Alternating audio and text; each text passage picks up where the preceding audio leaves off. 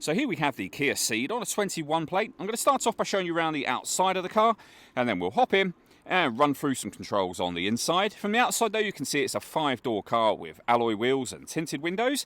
Let's start off inside the boot first of all. As we approach the back of the car, you can see we have reversing sensors. Plenty of boot space as well, along with the 3 individually folding rear seats should you wish to increase this space even further. Okay, so we're just going to work our way back around to the front of the car, and then we'll hop in and run through some controls on the inside of it from there. But now that we've done a full circle, you can see it's in lovely condition the whole way round. Just briefly before we climb in, I think it's well worth seeing the interior from this exterior point of view. There's plenty to run through on the dashboard, so let's hop in and we'll do that now. Okay, now that we're inside the car, we're going to start with the dials. Over on the left-hand side, we have the rev counter and coolant temperature gauge. On the right-hand side, the speedometer and fuel gauge. And then in the middle, you can see the, first of all, digital readout for the speedometer. You can change that information. We're on the driving data menu at the moment, so various bits of driver information, but there are other menus available to you as well. And also in that section are the total miles for this car. They are 44,776. If we back out to the steering wheel, the buttons I was using a second ago are just here. We've also got cruise control over there as well. Stereo controls on the left-hand side and phone controls. You can only use the phone controls once you pair the phone up to the car. And that is done on the central touch display just here. We're on the kind of main menu at the moment. So on here, you can access things, for example, like your satellite navigation. Really nice, clear color display. It's a very easy system to use. We can come back to the home screen at any time we wish to. And the home screen looks a bit like this. You can slide across to the screen that we started on a moment ago.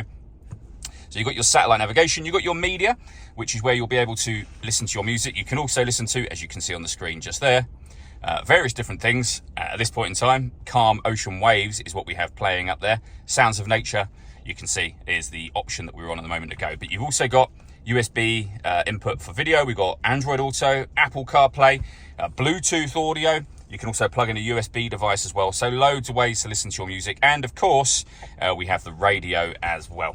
When it comes to radio in this car, we have DAB and FM down here, as you can see, and AM as well. So overall, loads of ways to listen to your music in this car. On top of all of that, we then have the full color reversing camera as well. Below that, we got dual zone climate control. You can adjust the passenger and driver temperature. You can increase and decrease the fan speed.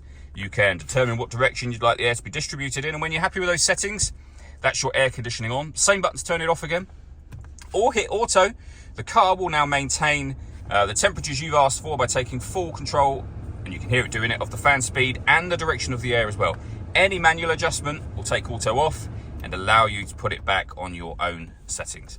Below that, we have a 12-volt charging socket, USB input, USB charging socket, some storage down here, the gear lever for the fully automatic gearbox. We then are able to turn off the parking sensors. We can turn off the stop and start. This car is designed to cut out when it's stationary in traffic to save you fuel.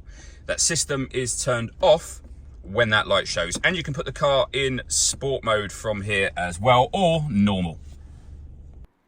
All that leaves me to say is thank you for taking the time to watch this video. If you'd like to come and see the car in person and have a test drive, please feel free to give us a call here at Mach 1 Cars. We'd love to hear from you soon.